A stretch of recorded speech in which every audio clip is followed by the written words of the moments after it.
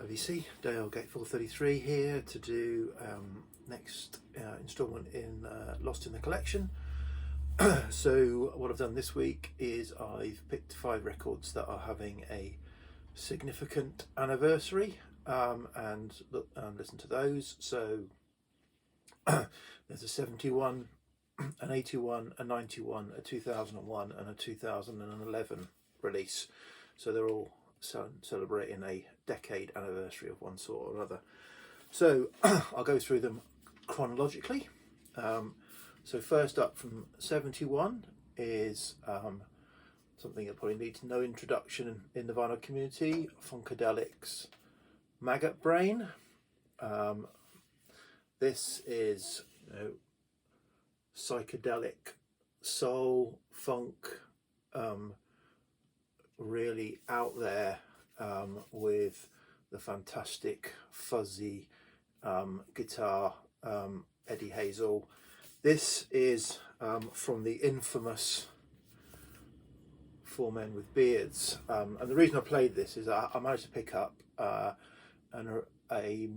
mid-70s US press of this a year or two ago, which is my keeper. So I've been thinking about, do I get rid of this? Now, Four Men with Beards have got a kind of very mixed reputation, shall we say, and this is on transparent orange vinyl. This actually sounds pretty good, so I think it's true. I've got a couple of Bill Fay Four Men with Beards that also sound good. I had a Bob Dylan Oh Mercy on Four Men with Beards, which sounded terrible. It just didn't even sound like the record, as in the music just didn't sound like it. It sounded like a completely different take that they'd got hold of. So I got rid of that and got an original UK. Yeah, this is really good. So I wanted to kind of listen to it to think, am I going to get rid of it? Because it goes for a bit now, and it's taking up space in the collection. So I'm still unclear, but yeah, I probably will get rid of it once I get back into getting rid of records, which I'm not at the moment. So next up but it's fantastic album. Yeah, knew what I was getting. Just wanted to give it a listen and listen to the pressing quality, which you say is pretty good. Next up is Squeeze, East Side Story from 81. So this is interesting. So I've got I listened to Argy Bargy last year, having not listened to Squeeze albums for ages. I think of Squeeze, primarily as a singles band, and I've got their singles album, which I think is very good, excellent. This is after Jools Holland left. Produced, I think, or certainly co-produced by Elvis Costello. It's got a lot of that sound, so I think this is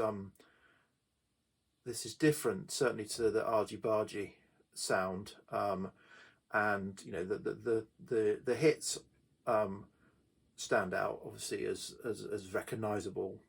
Tempted, Is That Love, labelled with love, and the others are quite mixed in their style. I think quite new wavy, and what I was hearing was a kind of a blend of 10cc, Roxy Music, Sparks, and Elvis Costello kind of all thrown in to some of those.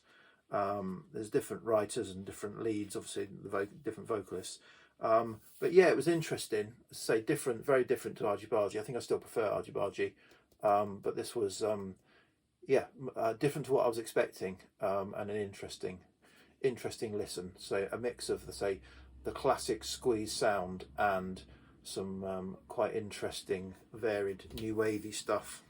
Some of it was a little bit fillerish, if I'm honest, but some of it was really good. Okay, next up from 91 is Stevie Ray Vaughan and The Sky Is Crying, which I think it was a posthumous studio album, so a mix of stuff. Yeah, really enjoyed this. Stevie Ray Vaughan is another one of those artists where I have to be in the mood. I can take him or leave him at times. I had a lot of Stevie Ray Vaughan, you know, like 5 or 6 albums, not a lot.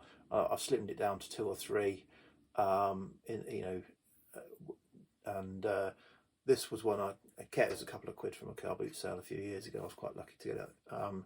And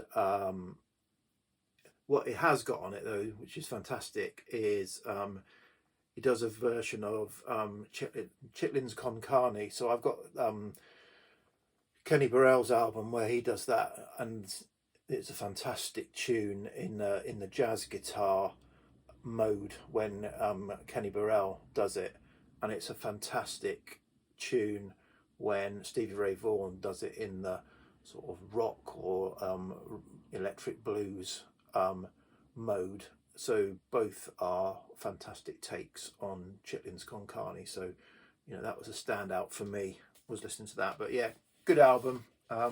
Like a lot of these, particularly when I'm going back to styles that I don't typically listen to, it takes me to the sort of almost to the second side to get into the groove of that style of music. So for most of these, I think I found the second side more interesting and more appealing because I needed to kind of get into that mindset of that style of music. Okay, this next one is I don't know how to begin with this. So this is 2001 Yes Magnification, which is, I think, yeah, this is a 2013 reissue. So the album was released, I think, CD only on 2001. 2013 they brought out a limited vinyl run on 3 sides on a purpley coloured vinyl, and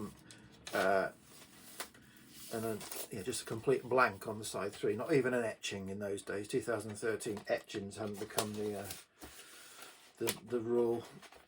So I got this. This was quite like in my early days of collecting records because it's got a big ass split there. I probably would have sent it back today, but I kind of just went and kept it. So yeah, so where do I start with this? Now I've waffled on for a minute and not told you anything else. So this is, I think, so I'll start with saying, and this is only a record collector say this, I'm not really a fan of Yes. I've only got 9 of their albums. So there you go. Only a record collector can say that. I'm not really a fan of Yes. I've got 9 of their albums. And I don't really play them. So I think I've got 7 on vinyl and a couple on CD. Close to the Edge, I say I like. I haven't played it for a while. The rest are kind of meh. And I've had a lot more. You see them at car boot sales. You know, they're quite often in collections at car boot sales. So I've had much more than that, but I kind of got rid of them, particularly like the doubles and triples and lives and all that. That's just too much for me. I do not, you know, I don't like proggy prog, is what I've said. This is not proggy prog. This is just after they had no keyboardists on this, which I think does it for me. Although I like the Hammond organ on the early 70s British rock that isn't quite prog. I love that sound. the Yes, Emerson, Lake and Palmer, you know, excessive keyboards and excessive prog.